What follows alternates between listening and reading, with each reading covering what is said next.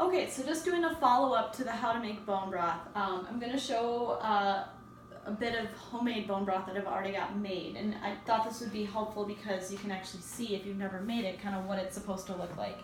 Now this one, as you can tell, we've started drinking. Typically, if I'm pouring it into a large mason jar, I pour it up to the top, and when it's hot, it'll look pretty uniform liquid-wise, and then you're going to go ahead and stick it in the fridge. When you pour it or bring it out of the fridge several hours later and it's cooled down, you're going to reheat it to drink it or just use it in soup or something. If you take the cap off, you're going to notice there's actually a layer of fat at the top of the broth. Kind of looks like that, and it'll kind of float around. Sometimes you have to put a spoon or a knife in to kind of just break it up from the top. The great thing about this fat is when it's actually right up at the top, it'll sort of seal the broth so it'll stay good.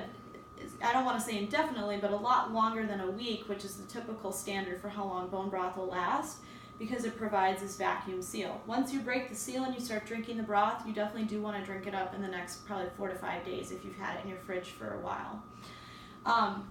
What's interesting to note about the fat at the top, which I learned from someone at the farmer's market, is that the color is actually indicative of whether or not the animal bones you made the broth from are grass-fed or not grass-fed.